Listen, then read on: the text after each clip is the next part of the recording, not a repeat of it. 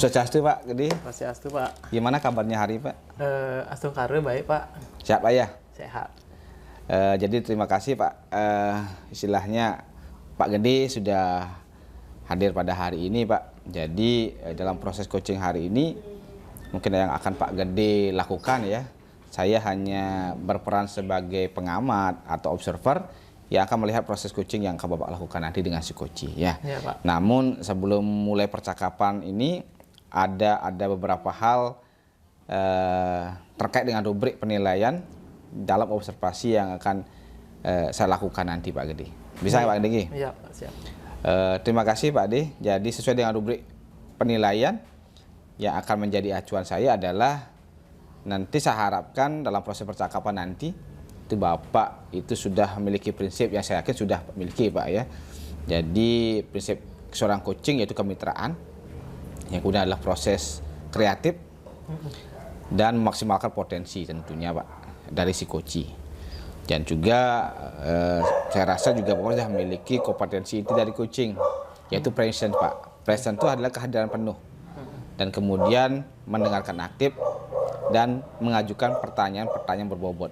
Tentunya dengan teknik rasa, ya Pak ya. Dan juga saya berharap nanti dalam proses percakapan coaching Bapak tidak lupa menerapkan alur cerita Pak. Jadi kan Bapak sudah tahu kan alur cerita itu seperti apa. Yang pertama ada tujuannya, terus ada identifikasi masalahnya, ada rencana aksi dan tanggung jawabnya Pak. Jadi itu rubrik penilaian yang akan saya jadikan acuan dalam mengawasi Bapak dalam proses coaching nanti Pak. Ya, Pak. Bagaimana Pak, bisa dipahami Pak Gede? Bisa Pak. Oke. Jadi baik, kalau itu selanjutnya silakan sebelum mulai proses coachingnya Pak. Ini ada beberapa pertanyaan lagi yang saya tanyakan dengan Pak Gede. Yang pertama adalah kira-kira ini Pak. Jadi Pak kan sudah punya kompetensi coaching kan? Ya. Kompetensi Bapak miliki. Jadi kompetensi mana nih yang ingin Bapak kembangkan dalam proses coaching nanti?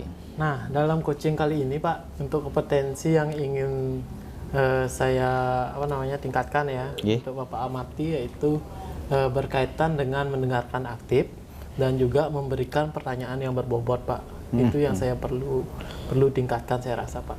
Oke. Berarti Pak Gede tadi sudah menyampaikan ada dua hal ya.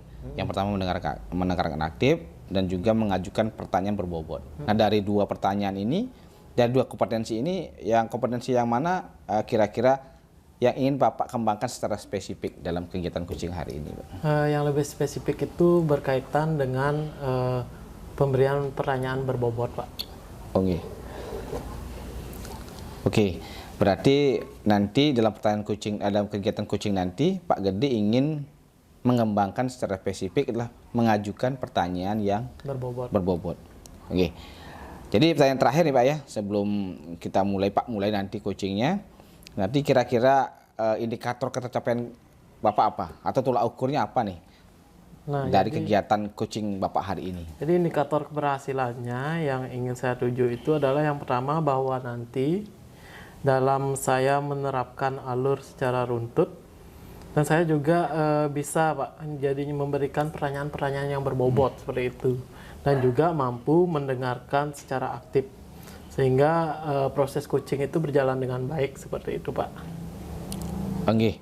Berarti itu Pak yang nanti Pak diharapkan dalam proses coaching nanti Pak ya. Pak. Oke, jadi mudah-mudahan dalam proses coaching nanti jadi apa yang Bapak ingin kembangkan, apa yang bisa terlaksana Pak ya. Nanti dan bisa berjalan dengan lancar. Nah nanti selebihnya nanti setelah Pak melakukan sesi coaching nanti percakapan dengan coachingnya, nanti setelah itu baru saya akan kita diskusikan lagi terkait dengan apa-apa yang sudah Bapak lakukan. Bisa Pak Gede? Baik Pak. Oke, terima kasih Pak Gede. Kalau seperti itu silakan Pak Gede bisa lanjutkan dengan proses coaching. Baik, terima kasih Pak. Terima kasih Pak Gede. Baik, selamat siang Pak Minanda. Selamat siang Pak Witarsa. Tampaknya hari ini Bapak kelihatan sangat bahagia Pak ya? Ya Pak, bahagia. Sudah turun apanya? TPP-nya. TPP-nya. Baik Pak, gimana kabarnya Pak? Sehat Pak ya? Sehat Pak. Sehat ya. Saya dengar waktu ini Bapak sempat sakit ya?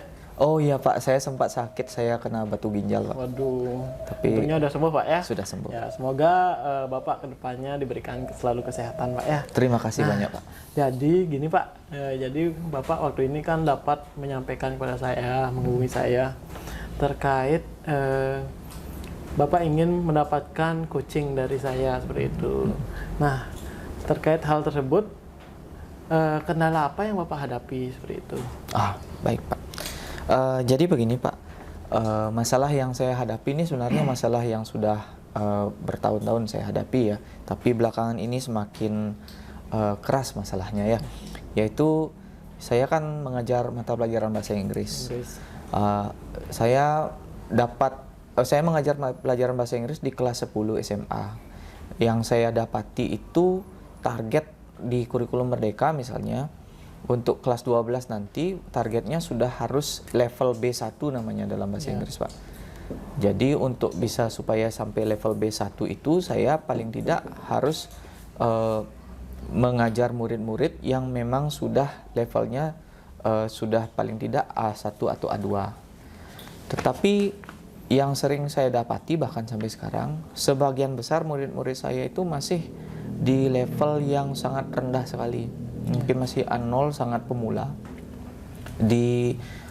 Seperti seolah mereka belum pernah mendapat mata pelajaran bahasa Inggris sebelumnya di SMP maupun di SD. Seperti itu Pak. Jadi seperti itu Pak ya, kendala yang Bapak temui di sekolah Bapak. Nah, dari tingkat kemampuan siswa itu, kalau dinilai dari 1 sampai 10, dari siswa yang Bapak harapkan itu nilainya berapa Pak? Kalau misalnya nilai 10 adalah nilai seharusnya kemampuan yang standar tamatan SMP Pak ya. Yang saya dapati itu mungkin hampir semuanya itu, mungkin cuma 5 orang atau 6 orang saja yang tidak. Hampir semuanya itu tingkat kemampuannya masih di angka 3 atau 2 Pak. 3 ya. Bahkan ada 0 Pak. Sangat rendah sekali Pak ya? Sangat rendah sekali Pak. Baik, ini menjadi tantangan untuk kita ya. Betul Pak. Nah, jadi dapat saya simpulkan untuk tujuan coaching kali ini adalah memecahkan kendala atau mencari solusi dari kendala yang Bapak hadapi terkait rendahnya kemampuan anak-anak berbahasa Inggris ya, khususnya yang siswa yang baru masuk ini Pak ya. Nah, seperti itu. Nah, selanjutnya menurut Bapak apa sih kendala yang menyebabkan anak-anak itu seperti itu Pak? Kalau saya lihat bertahun-tahun sebelumnya masalahnya adalah sebelum penerapan kurikulum sekarang di SD itu tidak ada pelajaran bahasa Inggris Pak katanya. Kalau saya lihat di desa-desa sekitar sekolah saya itu memang pelajaran bahasa Inggrisnya tidak ada waktu mereka SD. Lalu waktu mereka SMP mungkin pembelajaran bahasa Inggrisnya kurang kondusif karena sering berganti guru katanya. Seperti itu Pak ya. Tetapi sekarang masalahnya setelah penerapan kurikulum Merdeka, masalahnya ya kemarin karena ada pandemi. Jadi selama mereka belajar bahasa Inggris di SMP, pertama kali mereka belajar itu mereka belajarnya di rumah dan mungkin itu tidak bisa diterapkan karena banyak yang tidak mempunyai handphone Pak. Seperti itu ya. Jadi itu salah satu kendalanya Pak ya. Iya Pak. Nah, selanjutnya jadi tujuan kita kan meningkatkan kemampuan berbahasa Inggris siswa-siswa Bapak. Dasarnya, iya Pak. Nah, itu tujuan dari kegiatan kita. Nah, kira-kira potensi apa yang Bapak miliki untuk meningkatkan hal tersebut atau mencapai tujuan Bapak tersebut? Kalau saya lihat sekarang sih, pertama keadaan kelas di sekolah saya itu sudah sangat kondusif. Jadi peraturan itu sudah diterapkan dengan baik. Juga sekarang untuk pembelajaran secara multimedia sekarang saya rasa sudah bisa diterapkan juga karena hampir semua siswa itu sudah punya handphone Pak. Tetapi itulah hal-hal yang mendukung kalau menurut saya. Baik, jadi yang pertama itu hal yang mendukung itu multimedia seperti itu Pak ya, di zaman sekarang ini Pak ya. Nah, sedangkan kalau hambatannya kira-kira apa yang Bapak temukan? Hambatan inilah yang saya temukan ini Pak. Hambatannya sebenarnya saya bisa menerapkan pembelajaran dari dasar sekali. Cuma karena saya juga harus mengejar ketertinggalan karena sesuai standar di SMA harus nanti tamatnya level B1, mau tidak mau saya harus memberikan pembelajaran yang lebih lama, lebih panjang. Pelajaran. Sementara jam pelajaran yang tersedia di kurikulum lalu itu kurikulum Merdeka cuma 2 jam per minggu, tapi sekarang sudah jadi 3 jam per minggu. Tapi tetap saja masih kurang menurut saya Pak, kalau harus mengajar dari dasar sekali gitu. Jadi saya memerlukan waktu lebih banyak tetap muka dengan murid-murid Yang lebih saya. banyak, ya. Betul Pak. Jadi hambatannya itu adalah kurangnya waktu tatap muka menurut Bapak jadinya. Betul, ya Pak. Pak. Dapat saya simpulkan. Nah, sebelumnya Bapak pernah nggak berdiskusi dengan teman guru yang lain, mungkin yang mengajar bahasa Inggris juga di sekolah Bapak, apakah mengalami kendala yang sama seperti Bapak atau bagaimana? Baik Pak. Untuk rekan-rekan guru yang lain memang sudah saya ajak berdiskusi dan memang masalahnya sama. Kami merasa pembelajaran bahasa Inggris terutama di kelas 10 itu sangat sedikit sekali. Sementara di kelas 11 dan 12 memang ada pembelajaran bahasa Inggris tingkat lanjut. Tetapi karena dasarnya ada di kelas 10, jadi kami semua merasa mungkin, dan pembelajaran bahasa Inggris wajibnya juga kami rasa memang sangat kurang. Karena materi di pembelajaran bahasa Inggris tingkat lanjut juga memang berbeda gitu Pak. Ya. Baik, di hampir sama ya, di Hampir kelas lain juga seperti itu yang ditemui oleh rekan-rekan Bapak di sekolah seperti itu. Ya, Pak. Nah, mungkin rekan-rekan Bapak di sekolah memiliki solusi atau suatu inovasi dalam pembelajaran yang dapat meminimalisir hal-hal tersebut mungkin Pak? Selama ini solusi yang kami sama terapkan yaitu memberikan PR Pak. Memberikan PR tugas ya? Ya, memberikan tugas rumah. Benar Pak. Memberikan PR berupa LKS yang kami susun. Tetapi solusi itu kurang efektif karena pertama siswa kurang tertarik dengan pembelajarannya yang berupa kertas seperti itu. Dan yang kedua, siswa juga tidak bisa dimonitor Pak. Tidak bisa monitor apakah mereka sudah mengerjakan atau tidak. Dan juga tidak ada timbal balik, umpan balik ke siswa apakah yang dikerjakannya itu benar atau tidak sampai disetor. Jadi tidak bisa langsung siswa itu tahu apakah dia misalnya mengucapkan sesuatu itu benar atau salah, mengartikan benar atau salah, itu belum bisa siswanya Pak. Jadi baik, Pak. Jadi menurut Bapak dari yang sudah dilakukan teman-teman Bapak juga belum efektif begitu Pak ya? Belum, Pak. Mendapatkan hasil yang maksimal. Nah, mungkin Bapak juga pernah berdiskusi atau berkomunikasi dengan guru-guru lain dari sekolah lain. Adakah gebrakan atau perubahan yang dilakukan di sekolah lain yang dapat meningkatkan kemampuan bahasa Inggris anak-anak seperti itu? Kalau saya ingat-ingat, pernah rasanya Pak, saya berdiskusi dengan rekan dari Denpasar. Dia menggunakan aplikasi-aplikasi tertentu itu Pak ya. Aplikasi-aplikasi yang kalau tidak salah namanya Duolingo, terus ada Memrise yang dipakai untuk siswanya lewat handphone untuk belajar bahasa Inggris dasar seperti itu. Itu Pak ya. Bisa Bapak gambarkan sedikit terkait dengan penggunaan aplikasi-aplikasi tersebut? Kalau aplikasi yang lain-lain mungkin saya belum pernah lihat Pak. Tapi kalau aplikasi Duolingo itu dulu pernah teman saya tunjukkan. Jadi seseorang bisa belajar bahasa, lalu orang itu yang mau belajar itu bisa sambil latihan mendengarkan, latihan menerjemahkan, berbicara, terus juga latihan menulis Pak. Baik Pak. Jadi saya rasa dari penjelasan Bapak sudah mengetahui tentang penggunaan aplikasi tersebut ya. Nah, misalnya kalau ini diterapkan di sekolah Bapak bisa nggak Pak? Wah, saya rasa bisa Pak. Bisa dengan beberapa hal tertentu Pak ya. Bisa. Seperti itu Pak ya. Menurut Bapak itu akan Bapak terapkan nggak di sekolah Bapak? Saya rasa mungkin saya akan coba terapkan kalau begitu Pak ya. Apa nama aplikasinya tadi Pak? Duolingo Pak. Duolingo. Jadi Bapak yang pertama itu Bapak akan menerapkan penggunaan aplikasi Duolingo seperti itu Pak ya. Pak. Mungkin Bapak punya opsi lain untuk menanggulangi permasalahan atau kendala yang Bapak hadapi? Selama ini opsi yang saya hadapi yaitu pertama memakai LKS itu. LKS, namun tapi kurang efektif ya? Kurang efektif. Mungkin opsi yang lain mungkin dengan pembelajaran berupa game-game di kelas itu, Pak. Game-game. Tapi Duolingo ini sudah termasuk game kalau Ya. menurut Berarti saya. menurut Bapak Duolingo ini sudah mencakup semuanya seperti itu, Pak ya? Iya, Pak. Saya rasa sudah mencakup Berarti itu. Bapak ingin menerapkan aplikasi Duolingo ini ya dalam pembelajaran seperti itu, Pak ya, untuk meningkatkan pemahaman bahasa Inggris anak-anak. Nah, kira-kira bagaimana strategi Bapak dalam penerapan penggunaan aplikasi Duolingo ini dalam pembelajaran bahasa Inggris? Oh iya, Pak.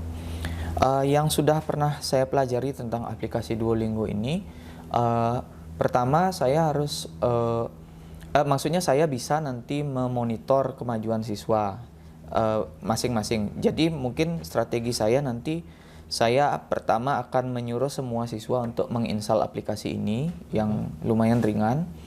Lalu mereka setiap minggu harus melaporkan progresnya. Mereka saya berikan poin-poin bahasa Inggris dasar di Duolingo itu yang harus dikuasai, dan mereka hanya perlu mengambil itu 15 menit setiap hari. 15 menit saja satu Iya, hari, Pak. Pak ya. Nah, kira-kira mulai kapan Bapak bisa terapkan penggunaan aplikasi ini, Pak? Mungkin pengenalan aplikasi dulu saya berikan di awal mata pelajaran saya. Lalu setelah itu menginstalnya saya akan pandu dalam sesi tatap muka di pelajaran. Lalu setelah itu mungkin saya akan memonitor setiap 2 minggu sekali, Pak. 2 minggu sekali dimonitor, Pak ya. Nah, selanjutnya kira-kira berapa persen perkiraan keberhasilan dari penggunaan dari aplikasi tersebut, Pak? Kalau bisa saya perkirakan mungkin dengan optimis, kira-kira kemampuan bahasa Inggris siswa itu 80% bisa meningkat 80% secara kuantitatifnya, Pak. Baik, selanjutnya kira-kira ada nggak cara Bapak mengantisipasi kendala atau gangguan dalam penggunaan aplikasi ini ke depannya untuk mengantisipasi masalah-masalah yang mungkin Bapak temukan dalam pembelajaran itu? Oh ya, kalau misalnya nanti aplikasinya tidak bisa diinstal di handphone siswa, mungkin saya akan mengajak siswa itu untuk membentuk kelompok belajar nanti berdua dengan rekan yang dekat, bisa berganti-ganti akun. Yeah. Terus kalau kendalanya berupa mungkin siswa kurang antusias, itu yang mungkin saya temui. Nanti saya akan ajak siswa saya itu sesi game adu Duolingo mungkin, Pak. Oh, iya. Jadi di kelas saya akan adakan mungkin setiap 2 minggu sekali mereka beradu Duolingo, cepat-cepatan menyelesaikan satu sesi Duolingo. Dan juga saya akan memberikan reward mungkin, Pak, berupa coklat mungkin atau kesukaan siswa. Bagus sekali, Pak ya. Untuk meningkatkan gini ya Motivasinya, Pak, ya. Motivasi. Nah, selanjutnya berarti Bapak sangat berkomitmen ya untuk menerapkan hal ini di kelas, Pak ya. Baik, Pak. Baik, nanti saya akan pantau juga, Pak ya, perkembangan ini dalam sesi-sesi coaching berikutnya, Pak. Mungkin kapan kita bisa evaluasi lagi? Saya rasa mungkin kita bisa evaluasi setelah dua siklus penerapan Duolingo, mungkin saya bisa menunjukkan hasilnya, Pak. Kalau begitu, kalau satu siklus 2 minggu, mungkin setelah 1 bulan mungkin, bulan depan. Baik, 1 bulan ke depan ya kita evaluasi bersama-sama terkait dengan pengimplementasian ya game Duolingo ini atau aplikasi ini di kelas Bapak, seperti itu, Pak ya. Betul, Pak. Nah, kira-kira ada nggak orang yang bisa membantu Bapak dalam menjaga penggunaan sistem ini agar terus berjalan? Oh, baik. Nanti mungkin saya akan menerapkan sistem guardian kelas ya. Bersama ketua kelas dan mungkin pengurus kelasnya, mereka bertanggung jawab menghimpun kelompok-kelompoknya untuk tetap melaksanakan Duolingo ini dan melaporkan ke saya jika ada masalah yang perlu dibantu, difasilitasi murid-muridnya. Baik, bagus sekali, Pak. Nanti kita ketemu lagi pada sesi evaluasi berikutnya ya.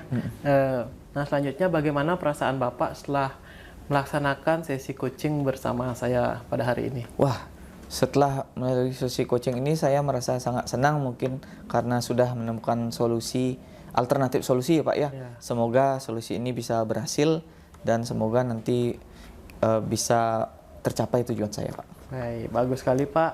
Sampai jumpa lagi 1 bulan Pak ya. Rencananya kita mengadakan evaluasi. Terima kasih sudah melaksanakan sesi ini dengan baik. Baik, terima kasih banyak Pak Witars. Sama-sama Pak. Ya, minum dulu Pak. Oke, selamat sore Pak Gede.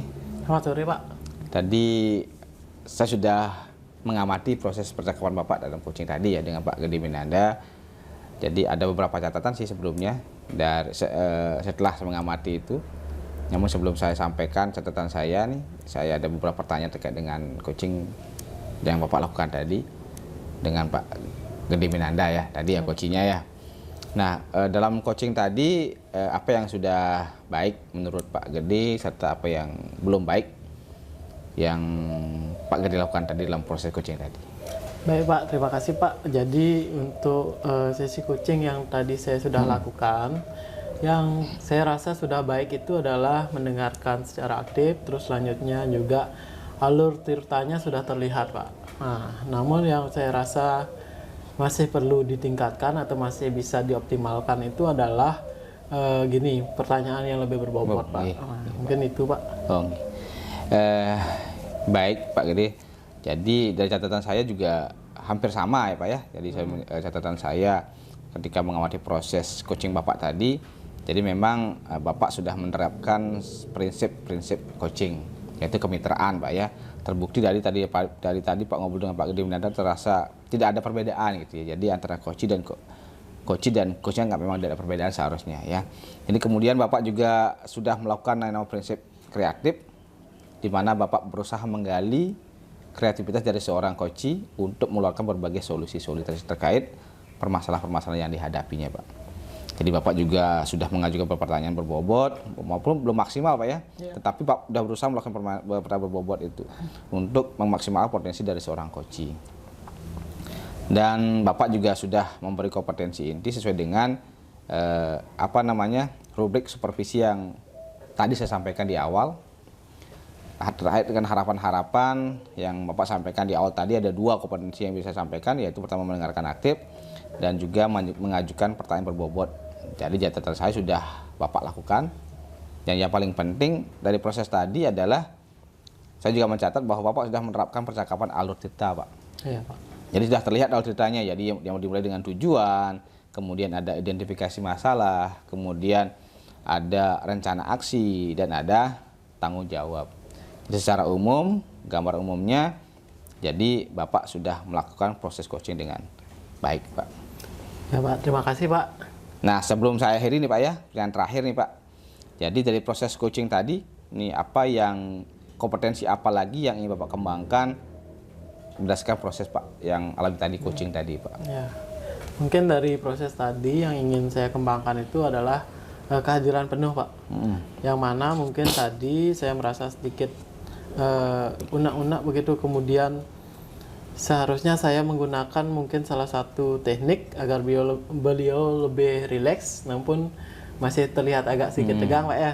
Nah, mungkin saya harusnya lebih mengupayakan itu agar terlihat lebih rileks ya. Nah, terus untuk mengungkapkan permasalahan-permasalahan tersebut juga coach saya juga saya rasa harus bisa lebih rileks gitu Pak. Baik Pak Gede. Jadi harapan Bapak ini yang bisa Bapak kembangkan adalah kehadiran penuhnya Pak ya. Jadi mudah-mudahan Bapak bisa memaksimalkan potensi alam diri Bapak agar bisa mengembangkan kehadiran penuh dalam proses coaching. Karena proses coaching ini kan proses berkelanjutan Pak. Jadi tidak hanya sekali 2 kali, tapi proses berkelanjutan di mana nanti mungkin Bapak akan menemukan di mana satu kondisi yang mengharuskan memang harus hadir penuh. Tapi itu bisa dilatih Pak. Mudah-mudahan Bapak bisa. Baik, terima kasih Pak Gede. Itu tadi kegiatan coaching yang luar biasa. Mudah-mudahan banyak manfaat yang bisa diambil dari proses coaching ini Pak. Ya Pak, saya juga berharap semoga proses ini bisa menjadi bekal Pak ya. Kedepannya agar nantinya saya bisa melaksanakan proses coaching yang lebih baik, bisa memfasilitasi coach-coach saya nantinya agar menemukan solusi dari permasalahannya, Pak. Saya juga mengucapkan terima kasih kepada Pak Suparte sudah mensupervisi kegiatan coaching yang sudah saya laksanakan seperti itu, Pak. Ya, baik, terima kasih ya Pak Gede ya, juga sudah melaksanakan proses coaching tadi. Mudah-mudahan seperti yang Bapak sampaikan tadi, mudah-mudahan kedepannya ini bisa bermanfaat buat kita semua. Oke Pak, kalau Ya, itu untuk kita ini bisa saya sampai di sini dulu Pak ya. Ya, Nanti Pak. kita ketemu lagi di lain waktu Pak. Oke, Baik, Pak. terima kasih. Selamat sore Pak Gede. Selamat sore, Pak.